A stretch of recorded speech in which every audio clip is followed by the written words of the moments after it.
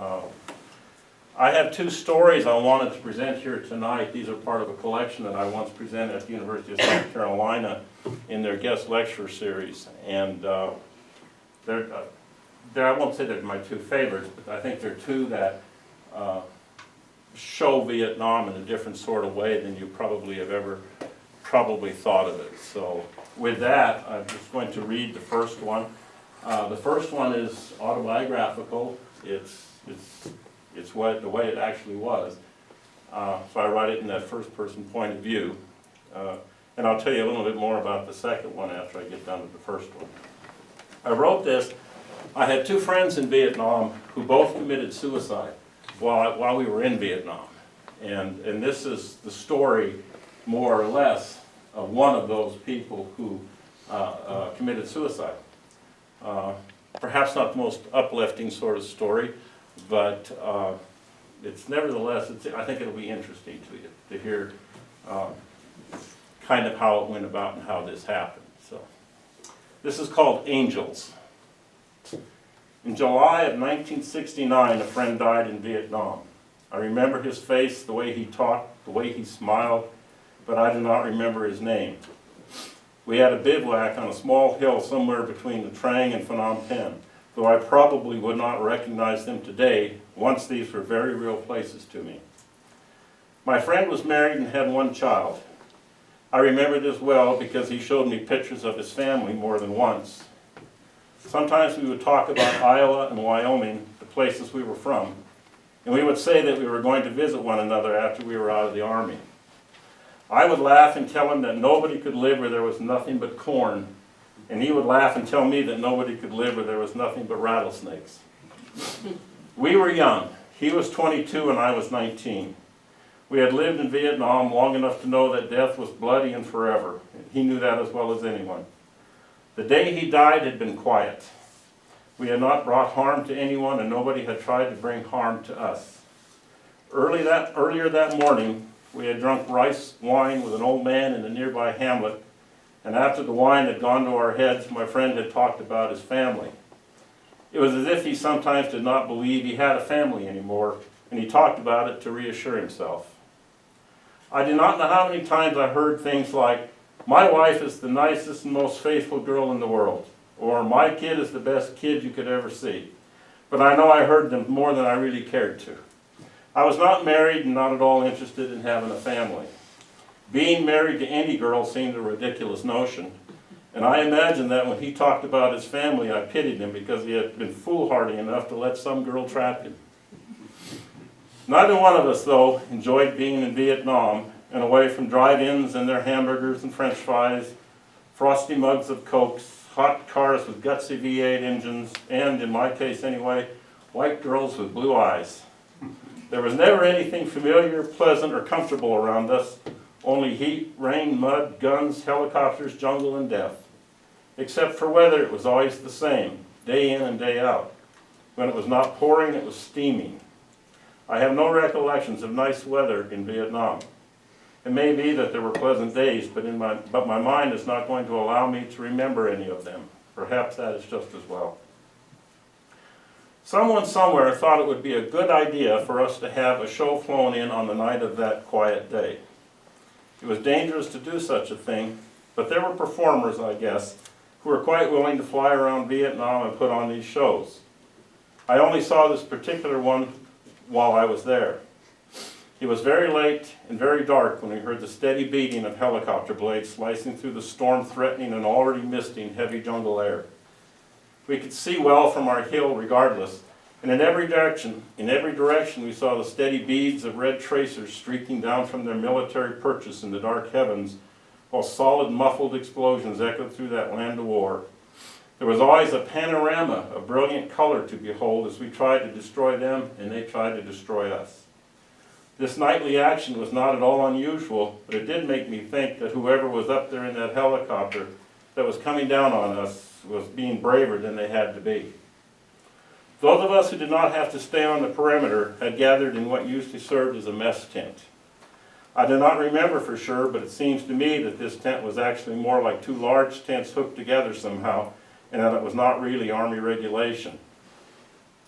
As my friend and I were short-timers, the expression used to refer to soldiers whose time in Vietnam was drawing to an end, we were able to sit ourselves down close enough to the improvised stage that we had a good view. In front of us were only a few guys with less time left than we had. The stage consisted of rough boards laid out on footlocker-type boxes.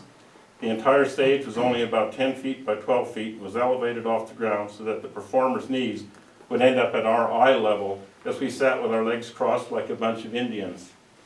It was a good improvised stage, and we had a down-to-business supply sergeant to thank for that. We began drinking as soon as we were seated. I do not know where our beer came from in Vietnam, but I suspect that we were shipped old cases of beer that companies in this country could not sell. The cans are always dented and rusty and faded, and on some the paint was missing. 2, the beer was always as warm as the temperature of the day or night around it. It was free though, and soldiers do not have refined palates. I drank Budweiser when I could get it, and my friend drank Old Milwaukee. The jokes we made about each other's choice of beer I will not repeat here. We had to sit for almost an hour before the show began. There was talk that the show had been canceled and that the helicopter was getting ready to leave without anyone even having gotten off. But there was also talk about that civilians had climbed out of the helicopter and that 3 of the civilians were females. We drank and swore and waited and drank. When the show finally started, my friend and I had downed enough of the warm beer to be drunk. When the 2 girls and 3 guys walked in from the back of the tent to stand on our humble little stage, we all whistled and howled like animals. The guys were dressed in black pants and white shirts, which were open at the throat, carrying guitars, and the 2 girls were dressed in short yellow skirts and white blouses and holding tambourines. One of the guys was black, but the 2 girls and the other 2 guys were white. They started singing and playing songs that were popular in the States, and the girls danced at the front of the stage, slapping the tambourines on their wrists.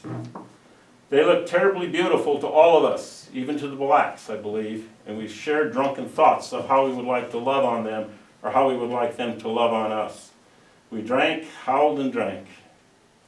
It was about a half hour later that the girls put their hands behind their backs and the yellow skirts dropped suddenly to the floor. They were left wearing the white blouses and red bikini bottoms.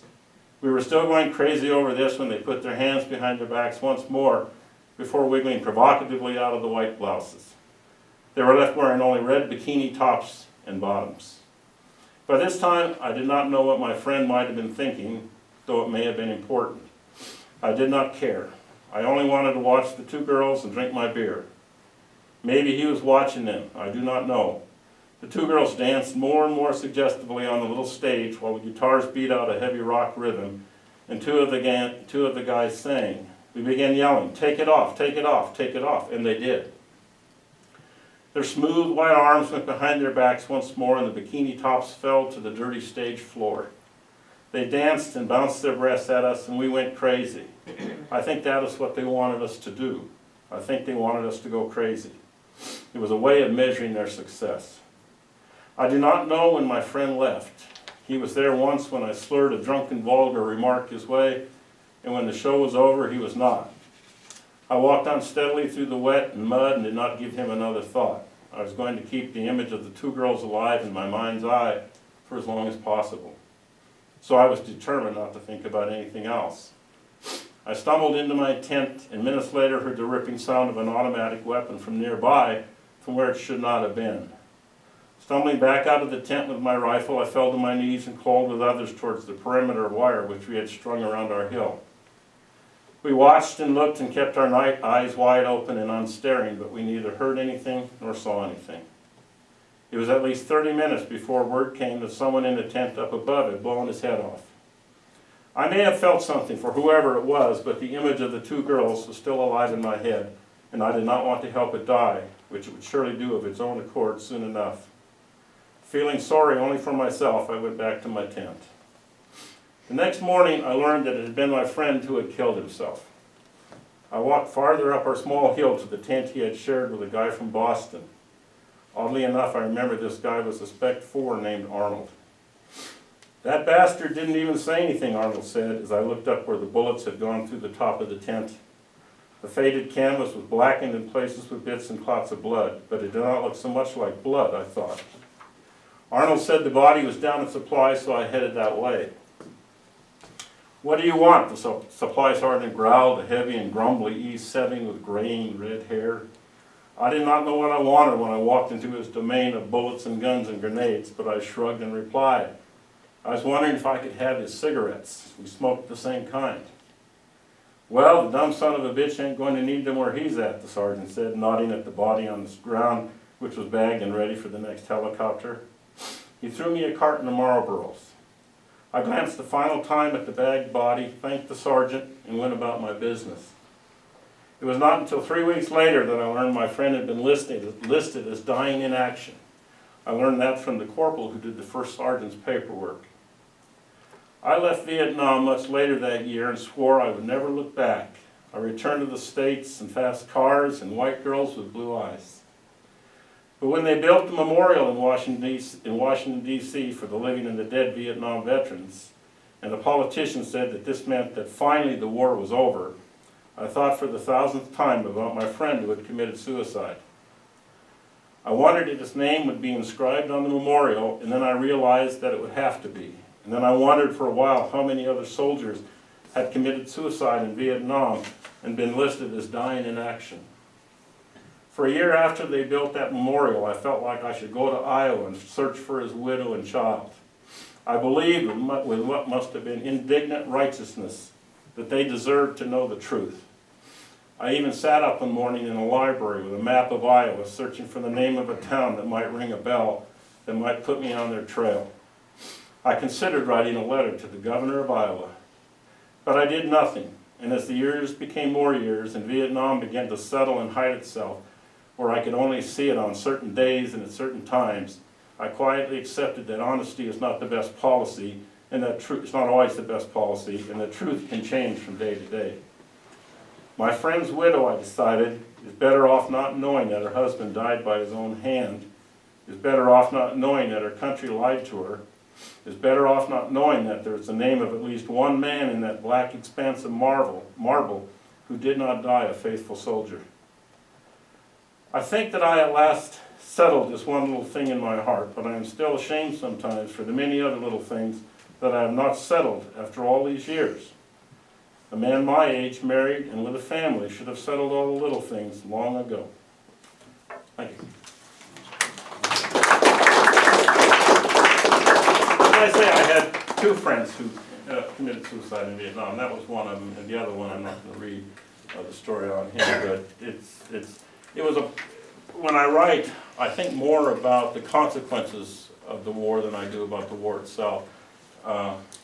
And I appreciate that you're all here tonight and willing to listen to these stories, because as I say, they're not the most pleasant kind of thing to listen to. The next story I'm going to tell you about, or read to you, I was hired by the Veterans Administration in Billings, Montana, as a counselor for Vietnam veterans. And this was back in the early 80s. And there was one gentleman, a veteran, with whom I worked extensively, and I worked with his family.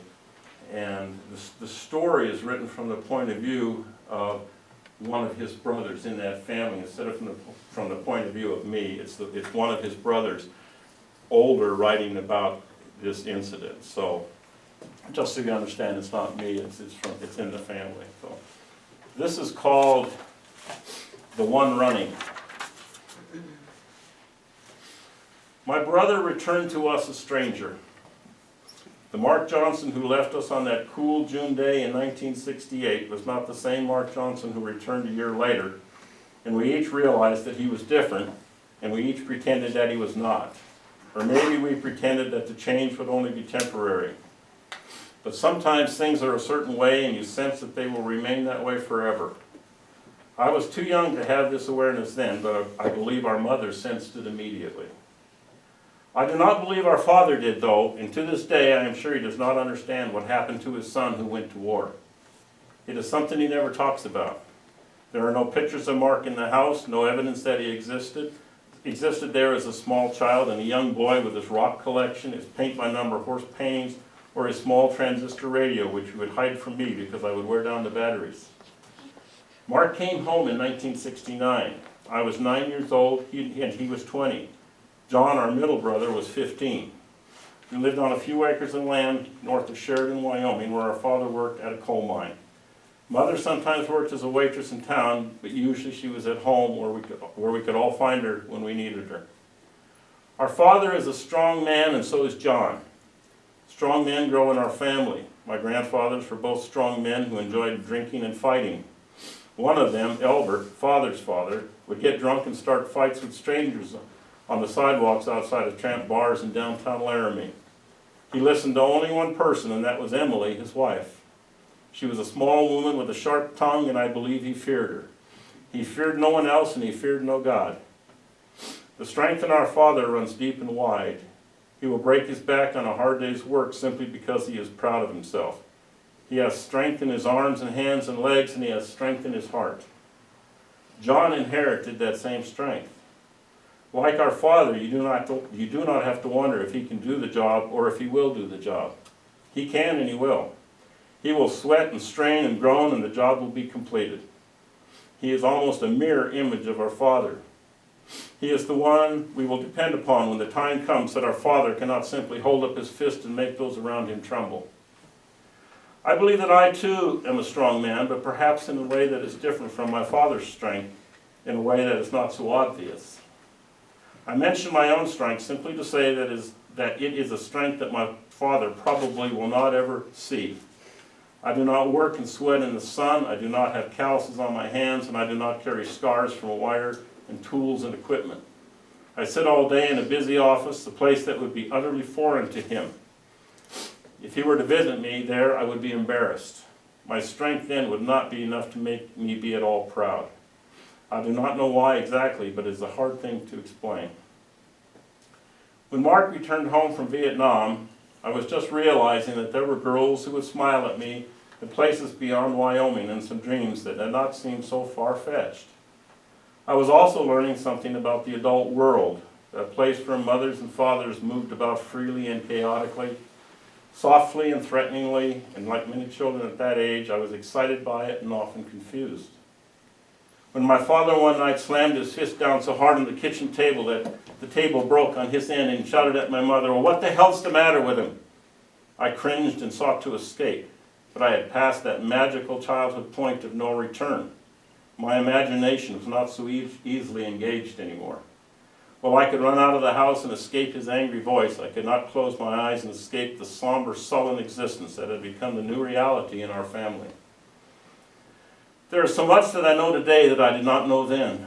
I did not know, for instance, that Mark had received a medical discharge, an early release from active service due to serious psychological problems.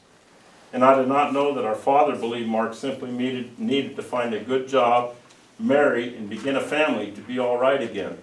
And that if these things were missing from his life for too long, Mark would never amount to anything. Nor did I know how ashamed our father was of Mark. I was only glad that he was home and staying around the house. I had missed him terribly for that 1 year that he had been away. I did not understand what was wrong between Mark and the world that included our father, even after John explained that Mark had been a deserter in Vietnam. We were sitting on the tailgate of an old abandoned pickup truck that John would one day fashion into a hot rod.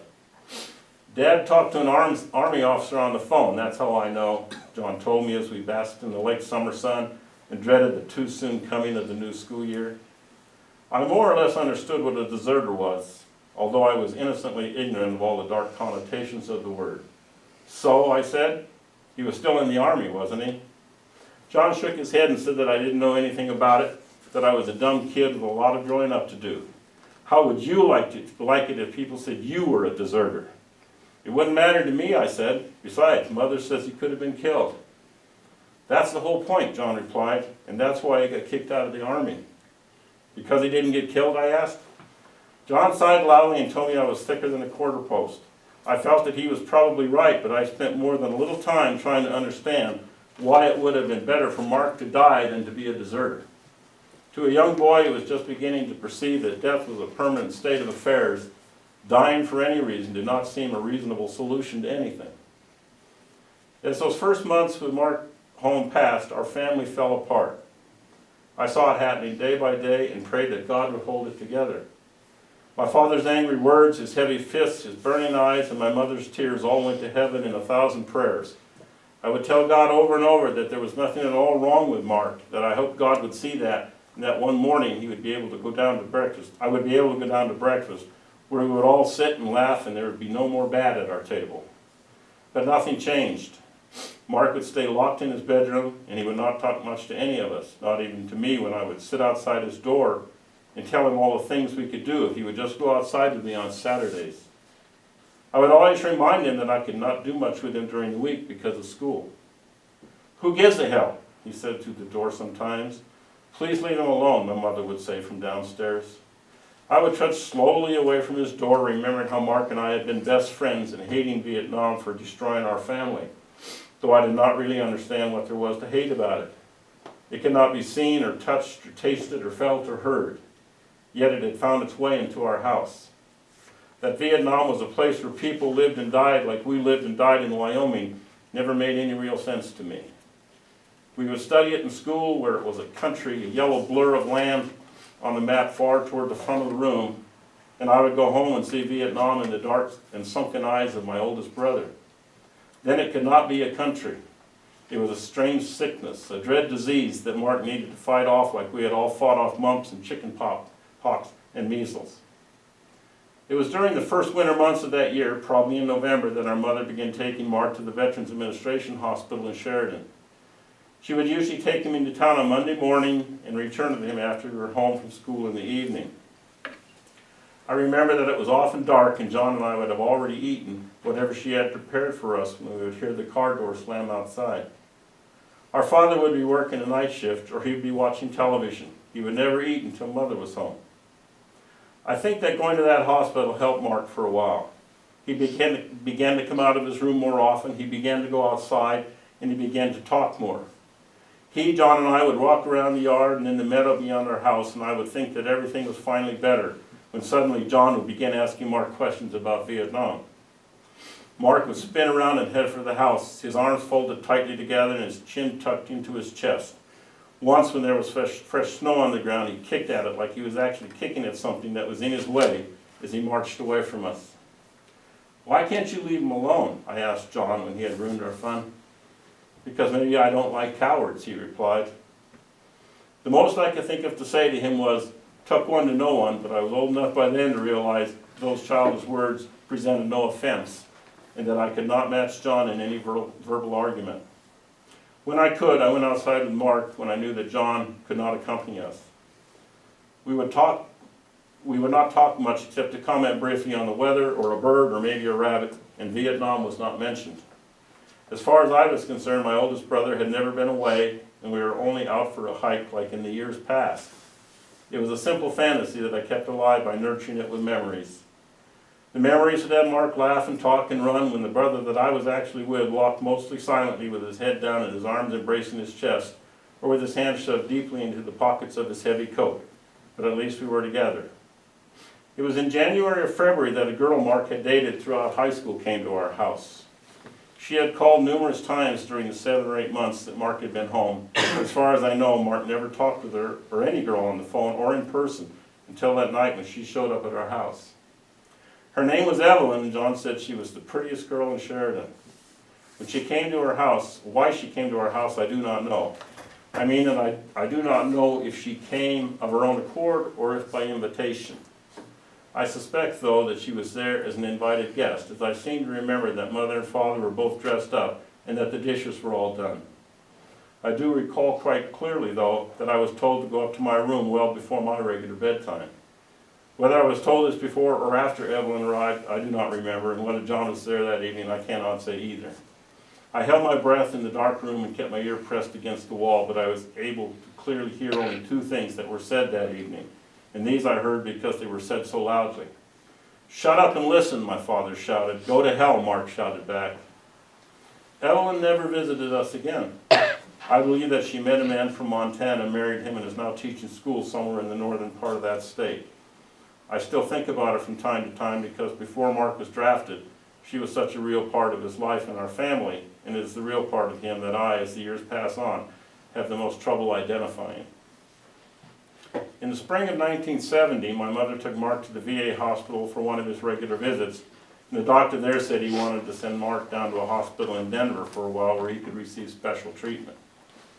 Mark did not want to go, and he told me on the day before, a friend of ours was going to drive him down there, that he was going to run away. Where he was going to go, he did not know, but he was going to leave during the night, he said, and we would never see him again. I tried to talk him out of it, but he was determined to leave. I told him goodbye, promised not to tell anyone, and went to bed where I cried quietly for the brother who meant more to me than anyone realized. The next morning, my mother found him hiding under a pile of clothes in his bedroom closet. After he was gone, our house did not return to the way it had been before he had left for Vietnam. I believed it could, though, if all of us would just try to remember how we used to be, and then acted that way again, if only once in a while. But John, at 16, seemed interested in nothing but cars, beer, and girls. Father was working as hard as ever and saying less, and what he was saying was cross and violent. And Mother slipped quietly into a shell that could not be penetrated by words or gestures. We were a miserable family when Mark was there, and we were a miserable family when he was not. The spring passed without impression, and I think that when summer eventually arrived with its deep blue skies and dark green meadows, its broad freshness made little impact on us. When I learned that Mark was returning home from the hospital before the end of June, I did not know what to think, but in the end I decided that his return could not make matters any worse than they already were, and maybe matters would even improve. According to Mother, Mark had been seeing some doctors. His only job, the way she put it, was to work with boys who'd had trouble over there. At any rate, I ended up counting the minutes and hours and days until he would arrive on a bus that would carry him all the way from Denver. On the Friday afternoon, and he was supposed to arrive, Mother and I showed up at the station at least an hour early just in case the bus should be ahead of schedule. After talking for a moment to the ticket agent, Mother sat down and began to knead her hands on her laps, a habit she had always had, but which was now much worse, and I went outside. There was only one bus arriving that afternoon. When I saw it coming, I ran to the station. Mother was already on her feet and walking towards the door with a few other people who were either leaving Sheridan behind or, like us, preparing to welcome home a friend or a family member. One of the first persons to step off the bus was a young soldier. I looked from him to my mother and saw in her eyes something that I had never seen before. I do not think it was hate, though I at first imagined that it was. As I look back upon it today, I am inclined to think that it was probably envy of another son's mother. Envy of a mother who would not ever find her grown son hiding under a bed or crying in the middle of the day. I know that my mother would not envy another woman for anything else. Only 8 people got off the bus that afternoon, and none of them was Mark. My mother rushed to grab the driver's arm, and I crept up the steps of the bus to see if my older brother was hiding from us, something I would not ever have imagined him doing before he became a soldier. He got off in Cheyenne and didn't get back on, the driver told us apologetically. I waited longer than I should have, but he wasn't around anywhere. We drove recklessly home, Mother with tears in her eyes, and me with a funny feeling in my stomach. When we arrived at the house, my father was there, and he was mad. He was talking before we were even out of the car. "The son of a bitch wasn't there, was he?" he yelled at my mother. "All this bullshit about making him better, and I could have told you it wouldn't work." "Where is he?" my mother asked quietly but urgently as she closed the car door. He went inside the house and I stayed outside. I learned later that Mark had been picked up by the police in Cheyenne for urinating in a public park. There was an indecent exposure charge against him, but the charge was dropped and it was learned that he was a veteran just released from a mental ward. 3 days later, a social worker from the Denver VA hospital drove up to our house with Mark. Father was at work, but Mother and John and I were there, though John was only there because Mother had told him Mark deserved a good welcome home, and she was not going to let anything or anyone spoil it. John was embarrassed about what Mark had done in Cheyenne, and he had told her that morning that he did not want a queer older brother hanging around the house if his friends came over. "You're the one who's queer," I told him later in defense of Mark, and to a certain extent, Mother. A queer was a half-girl, half-boy kind of person in my young mind, and I knew that neither Mark nor John was anything of the sort. "When I'm old enough to go to Vietnam, I'm going to kill as many people as I can," John bragged. "I'll do that to prove that Mark's the only coward in the family. Or are you going to be a coward too?" "I'm no coward," I replied bravely, "and neither is Mark." "Yeah, sure," he said, "you're both brave enough to pee in the street." I said no more because I knew he would not listen to me, and I was not about to listen to him. We had, I think, a not too uncommon familial relationship that would settle itself for the better in time. But until that time came, I would hate my middle brother intensely. Today we are friends who rarely see each other, and perhaps it is the many miles that separate us that make our friendship what it is. Mark's stay in the VA hospital in Denver did not seem to help him noticeably. His favorite place was still his room, which he still kept locked. His favorite way of walking was still with his arms hugging his chest, and his favorite expression was still, "Who gives a hell?" My father had as much as he could take. He listened to the doctors long enough. If they could not make Mark be a normal young man again, then he would. With this in mind, he devised an elaborate scheme whereby Mark would meet a young lady who was going to pretend to be a friend of my father's older brother Chester, who lived in Laramie. They were going to come to our house with some other friends for a 4th of July celebration, and this young lady would seek Mark out and let him be a man with her. She was a prostitute, and I think my Uncle Chester paid for her services in advance with money he and Father put up together. It was a desperate and ridiculous notion, and I know it would not have gone any farther than mere talk had Mother said a word against it. But she did not, and with her silence she spoke her desperation. John and I did not know there was a prostitute coming to our home. We knew only that our mother said we were going to have a good and happy holiday celebration, which was fine with us. The lady arrived wearing a bright red shirt, a bandana around her neck, Levi's, tan cowboy boots, and blonde hair that fell down on her shoulders. She was not much taller than I was, and she appeared younger than my uncle. She was full of laughs and giggles, and when she was close to me, I was fascinated by the makeup that she wore on her face. I was surprised that beneath all the black and purple and red was a woman who was much older than she looked, a woman who was maybe as old as my mother.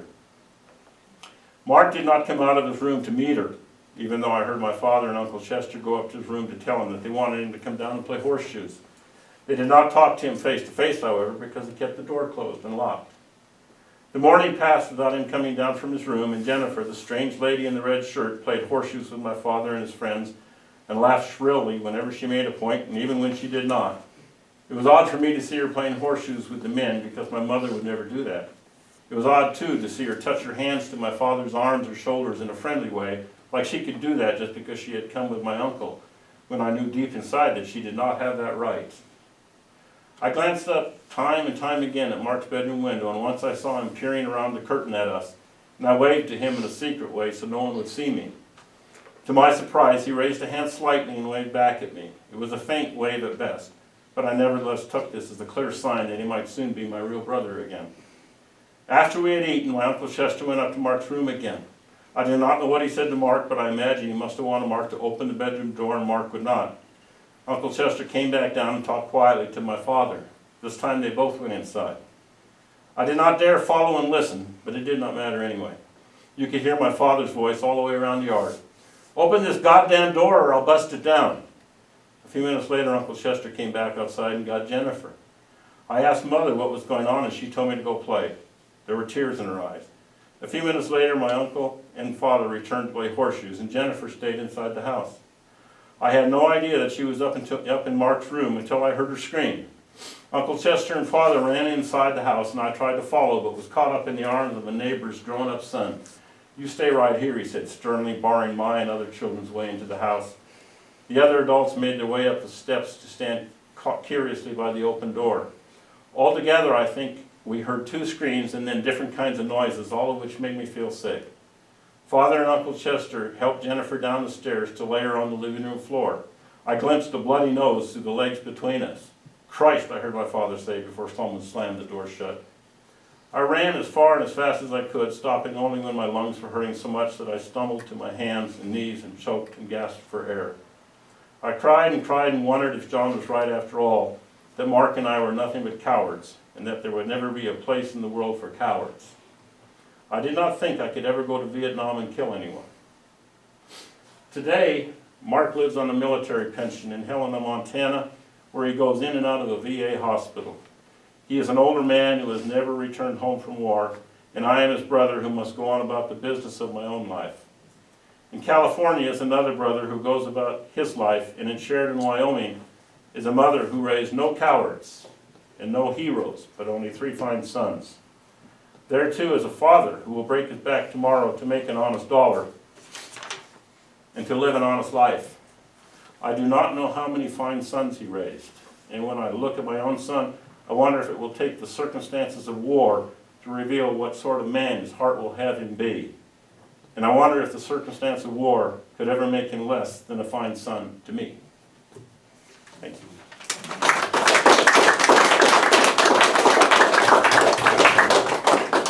So those are the two stories I wanted to read you, not have, as I say, a collection of different kinds of stories. But as I say, when I write stories, I don't write about Vietnam. I write about people, I think, and the consequences of being a person, I think, is what's important to me. We all have things that happen to us in our lives that influence and affect us greatly. And not that, and I don't mean to say that my experience or anybody's experience is more unique than anybody else's. It's just that I just like to look more at what's left, you know, the kind of the remains of the day sort of thing. What's left after these things happen. So, any comments or anything? Bruce, I have a Yes. question. I have in the past noticed the quotation you use in the signature on your college email. I think I've commented to you about that. I wonder if you'd be willing to share that with the group and talk about it, where it came from and what it means to you. Oh, well, it came from me. Okay. Yeah, I thought so. It's on Reflections on Vietnam, which is a collection of, how's that go now? To put it on there, I'm trying to remember exactly how it goes. To war go with solemn regard, return solemnly quiet, valor if such there be as in the silence. Yeah.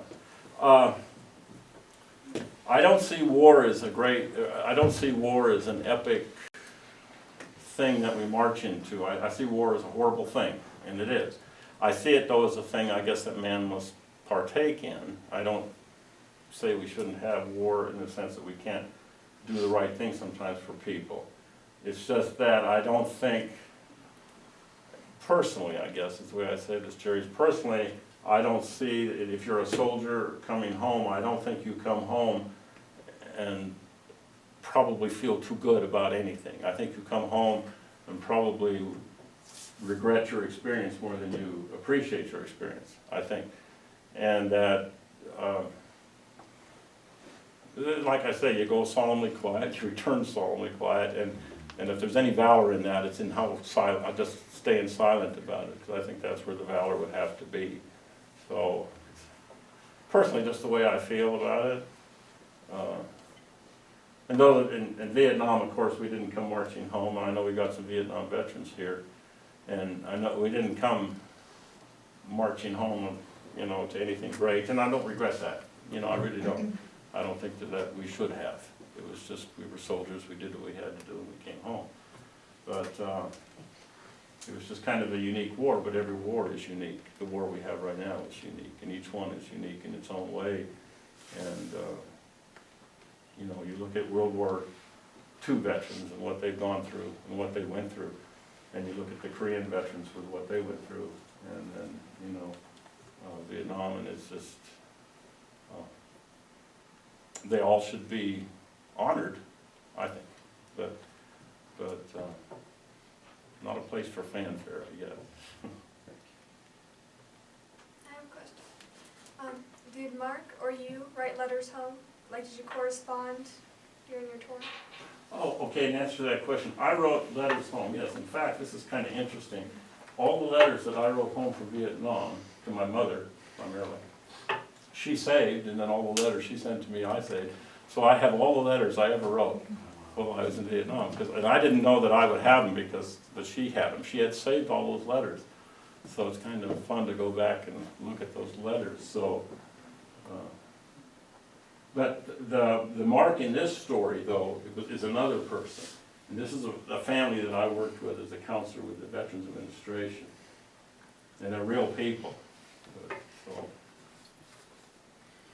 And I think that story to me just points out that it's not, that the mind that can be a very fragile thing, you know, and there's places in there that shouldn't be touched, and I think sometimes some of those places for different people get touched for different reasons, and once they're touched, you can't untouch them. You can do certain things, but it's always there, you know, and different people deal with it in different ways, I think, so. Did Yes. the, I'm sorry. oh, excuse me, did the, Mark's mother and father ever, feel better about the situation? The last I know, they did not. The mother always felt that when I would talk with her, she was very understanding and compassionate, and his father was not, absolutely not. He could never understand a son of his not being, he could never understand a son of his who would be a coward. I remember one time this young man was coming to see me at my office in Billings, and I waited and waited for him to get there. Mark, that character.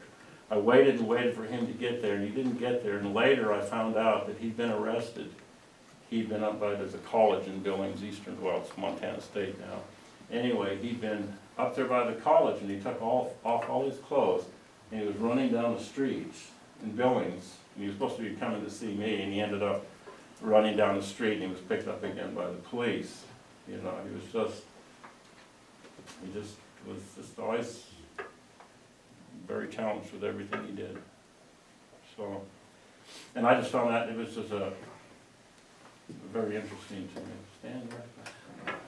Just a comment, from all the wars, there's obviously it's history and we should learn. That's obviously the reason for studying history. But to me, lesson learned from Vietnam, and I'd like a reflection from you, is that I feel since Vietnam that our veterans who have returned from wars, the United States, the American citizens, have learned something from that our veterans deserve to be treated much better. And if there's any good that could have come out of that war, I guess. Yeah, I understand. And Vietnam veterans, as a matter of fact, are some of the leaders in that, to do that, to make sure that they go to the parades and that the soldiers who do return are honored, I told Wendy before, when we would travel, at least for me and for others who were with me, if we were in an airport, like for example Seattle, if we were going home on leave, we'd go in the bathroom and take off our uniforms very quickly and then put on our other clothes so we could walk through and out of that airport, and try to pretend that so no one would see us or talk to us or recognize us. Because I was in some airports, usually when I was leaving, when I would be so surrounded by people that you couldn't, they would just get around you, and then they'd be talking to you and calling you names, and then they'd just say all kinds of things. And then sometimes it was hard to actually walk through an airport without them doing that to you. And what was surprising, there was nobody there to stop it. There wasn't a police officer who came over and said, "This is bad behavior, don't do this." There was nobody like that, it didn't happen. It was odd when you think about it, I suppose. And experiences like that, But it was just where we were at that time as a country, So, and there was a draft, of course, 60s and 70s, and so that's just the way it was at that time in our lives, So. Bruce, were you drafted or did you volunteer? Well, I got my notice and then I volunteered. Oh. And then, let me tell you an amusing story, if there's an amusing story. After I got out of the Army, I was in Cody, Wyoming.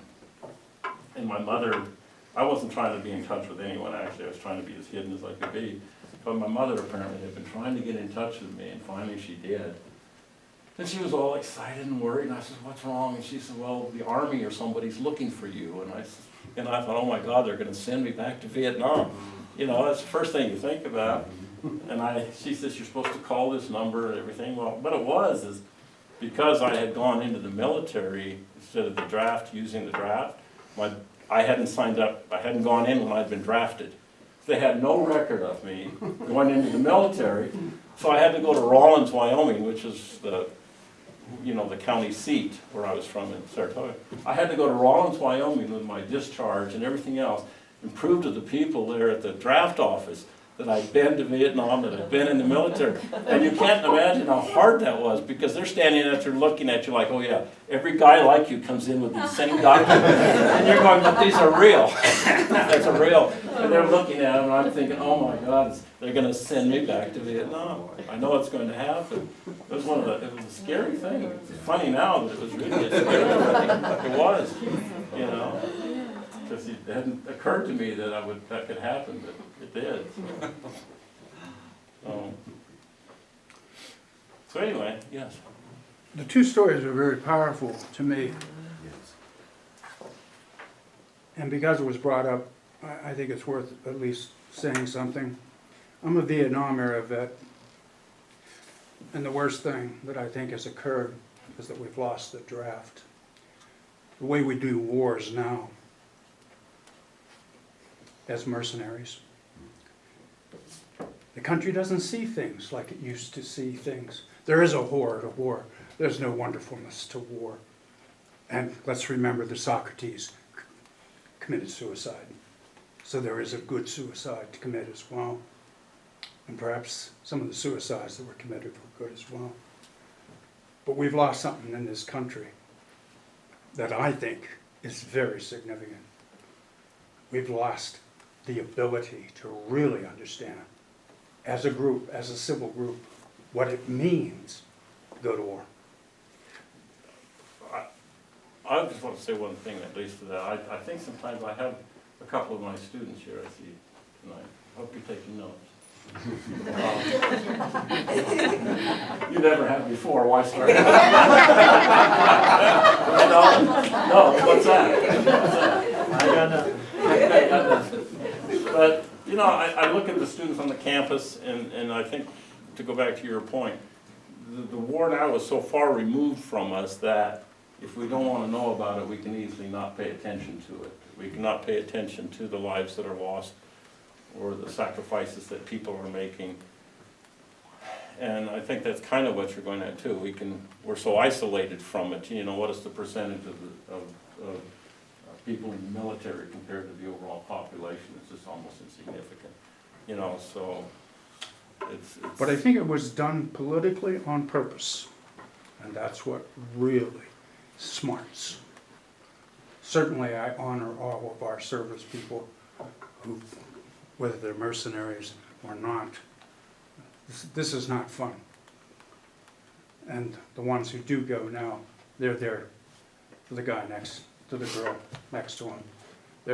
They've come up with some different ethics about war, but we as a nation have lost a great deal. Excuse me, when you say it was done politically on purpose, what do you mean? Oh, it's so much easier to put everyone to sleep.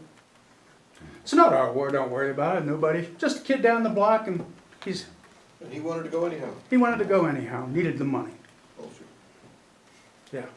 We've removed ourselves, and they made it so that it's almost, what's that thing when things don't get bloody and fester? Sterile. Almost made war sterile. That's just another war. You could not have taken a group of people who were conscripted and created Iraq. There's just no way.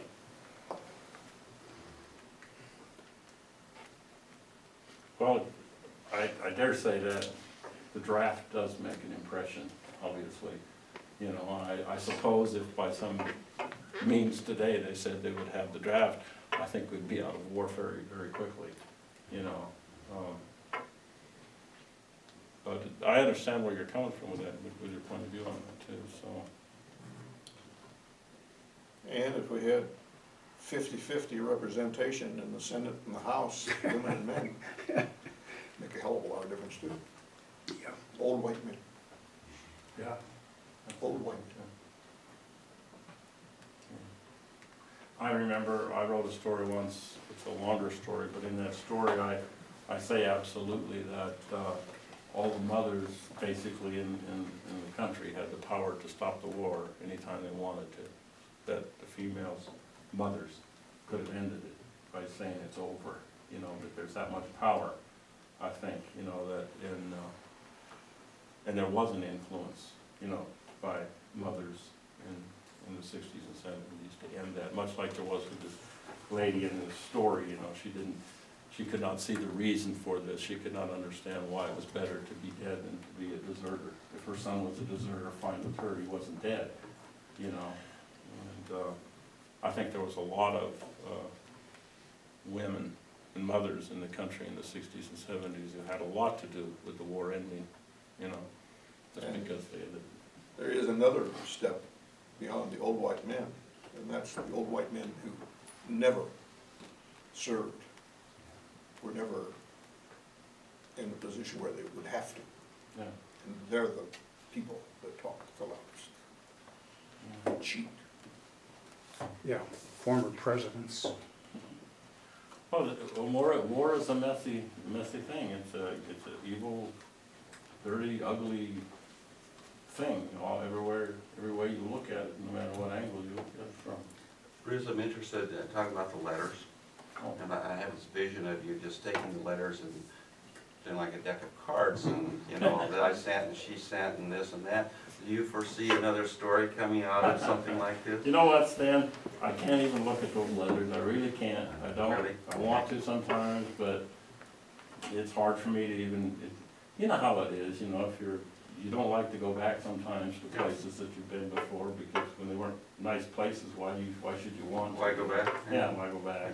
Yeah. So sometimes I don't like to do that, you know, and I think it's not just Vietnam, but any of you who have had an experience, you know, that you found quite challenging, you know, you don't want to go back to it necessarily, you know. I would do no good in that immersion therapy where they say, okay, we're gonna take you back. I was there once, I'm not going to do it again. I'm not holding the snake or anything. Not That sounds like the draft board coming back on. Yeah. Bruce, have you ever gone back to Vietnam on your own? No, No? no, I sure haven't, but I've watched some things on TV where people go back. I try to imagine what that would be like. I can't even imagine it, really, you know. You know, I love riding motorcycles, and I know they have Harleys across Vietnam, but I'll settle for Hill City. You know? Amen. Amen. So, Any other questions? Well, thank you, Bruce, that was very touching. well, thank you. Yes, thank you. Thank all of you.